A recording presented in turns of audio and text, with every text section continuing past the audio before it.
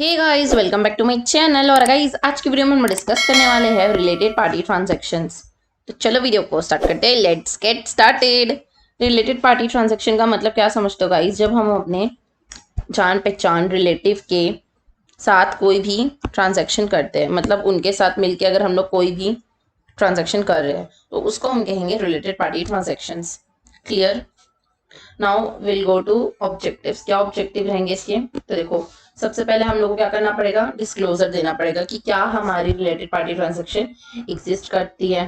ठीक है, ये आप बताओगे कि क्या कौन किन के साथ कर रहे हो। समझ लो कि आप अपने किसी भाई के साथ ट्रांजैक्शन कर रहे हो, तो आपको बताना पड़ेगा कि ये मेरा भाई है। ठीक है, और उसके साथ उसका कितना कंट्रोल है, क्या वो सिग्निफिकेंटली इन्फ्लुएंस करता है, मतलब क्या वो 20% या उससे ज्यादा इन्फ्लुएंस कर रहा है हमें, किस तरीके की इंफॉर्मेशन है, कौन सा तरीके का ट्रांजेक्शन है, ये सारी बातें आपको बतानी पड़ेगी। और सब्सटेंस और फॉर्म का मतलब लीगल जो चीजें हैं उनसे ऊपर की जो भी बातें हैं वो भी आपको डिस्क्लोज करनी पड़ेगी। ठीक।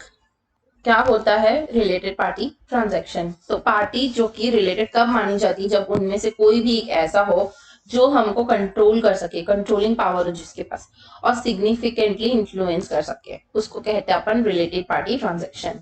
ठीक है। और कॉमन कंट्रोल की बात अगर आएगी तो वो भी रिलेटेड होता है। समझ लो कि ए का भाई जो है वो बी है, और ए का जो फ्रेंड है वो सी है।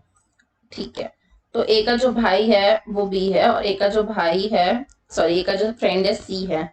तो ये जो ए है, समझ लो ये भी 20% से ज्यादा है, और ये भी 25% से ज्यादा जान पहचान के हैं। ठीक है, तो क्या होगा कि जो ए है ये बी को भी जानता है, जो कि उसकी बिजनेस में 35% तक का शेयर रखता है और 25% तक का शेयर रखता है। तो हम मान लेंगे कि जो बी और सी हैं इन लोग भी एक दूसरे को जानते हैं। इरिस्पेक्टिव वो नहीं जानते जानते हैं, बट हम मान लेंगे कि वो जानते हैं। क्लियर? अगर ये यहाँ पे कनेक्शन है और इसका इससे कनेक्शन है तो हम ऐसा कॉमन कनेक्शन भी बना देते हैं। ठीक। कुछ एग्जाम्पल देखते हैं अब अपन। देखो, एंटिटी दैट डायरेक्टली और इनडायरेक्टली एक दूसरे को हम जानते हैं, और इंटरमीडिएटरी फॉर्म में, कंट्रोल फॉर्म में, तो हम उसको क्या मान लेते हैं कि वो रिलेटेड पार्टी है। एसोसिएट्स, ठीक है, उन लोग को भी अपन क्या कहते हैं? Related party. जैसे कि हो गया अपना जॉइंट वेंचर्स, एसोसिएट इंटरप्राइजेस, वो सब भी अपनी क्या होती है? रिलेटेड पार्टी होती है। इंडिविजुअल अगर अपन कोई ओन करते हैं, डायरेक्टली करे या फिर इनडायरेक्टली करे, हमारा कोई इंटरेस्ट हो किसी में, हम सिग्निफिकेंटली हम लोग कुछ इन्फ्लुएंस कर पा रहे हो वहां पर, तो उसको अपन क्या कहते हैं? Related party. की एमपी जो होता है अपना की मैनेजरल पर्सन जो रहता है, वो अगर हमारे फैमिली मेंबर से बहुत ज्यादा क्लोज है तो हम क्या मानेंगे? वो भी हमारा रिलेटेड पार्टी है। अगर सब्सटेंशियल ओनरशिप है, समझ लो 25%, 20% से ज्यादा, या फिर 21%, ऐसे टाइप का कुछ सब्सटेंशियली वो होल्ड कर रहा है हमारी अंडरटेकिंग का, तो उस केस पे अपन मानेंगे कि वो हमारा सिग्निफिकेंट इन्फ्लुएंस करता है, वो हमारा रिलेटेड पार्टी है। क्या क्या डिस्क्लोज करेंगे कि क्या हम अकाउंटेबिलिटी है, मतलब क्या जिम्मेदारी है, और सारी चीजों को ट्रांसपेरेंट रखेंगे कि देखो हम $1000 का ट्रांजेक्शन किए तो ये ट्रांसपेरेंट होना चाहिए। रिलेटेड पार्टी के साथ क्या रिलेशनशिप है, भाई बहन, फ्रेंड, क्या है।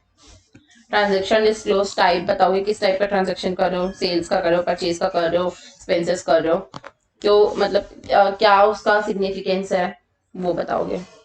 फिर केएमपी का जो भी डिटेल्स रहेगा वो सब बताओगे। आई होप गाइज आपको यहाँ तक समझ में आएगा। अपन स्टडी मैथ्स देख लेते हैं। देखो गाइज, रिलेटेड पार्टी ट्रांजेक्शन क्या होता है? Accounting standard 18। ये स्टैंडर्ड किस क्या डील करता है?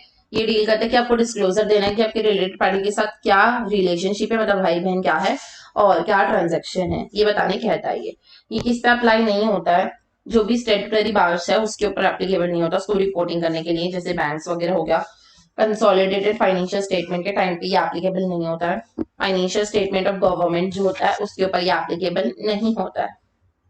हम कब मानेंगे कि रिलेटेड पार्टी है? मतलब उसके पास एबिलिटी होगी वो कंट्रोल कर सके या फिर वो सिग्निफिकेंट इन्फ्लुएंस कर सके। डेफिनेशन गाइस हम लोग बहुत अच्छे से देखे थे, जैसे कि क्या होगा? कंपोजिशन बोर्ड में होगा, डायरेक्टली इनडायरेक्टली वो 50% या उससे ज्यादा वोटिंग पावर रखता हो, सब्सटेंशियल इंटरेस्ट मैंने बताया 20% से ज्यादा होता हो। ठीक है, तो वो सारी चीजों पे रिलेटेड पार्टी आता है। अब ये 5 चीजें जहां पर अपन को रिलेटेड पार्टी जो रहेगा उसका डिस्क्लोजर देना पड़ेगा। देखो इंटरप्राइज अगर डायरेक्टली या इनडायरेक्टली रिलेटेड है एक दूसरे इंटरप्राइज में, जॉइंट वेंचर अगर है तो, वोटिंग पावर अगर है उसका तो, की मैन से रिलेटेड है तो, या फिर जो अपना वही सब्सटेंस और फॉर्म है तो, ठीक। उसके बाद कितने टाइप का डिस्क्लोजर देना है, तो डिस्क्लोजर क्या दोगे मैम, हम बताएंगे कि क्या वो सिग्निफिकेंटली इन्फ्लुएंस कर रहा है, मतलब वही क्या रिलेशन है आपका उसके साथ, ठीक है। और ट्रांजेक्शन कौन सा कर रहे हो उनके साथ हमको ये बताना पड़ेगा, नेम ऑफ ट्रांजेक्शन बताओगे, जैसे कि मैम हम कर रहे हैं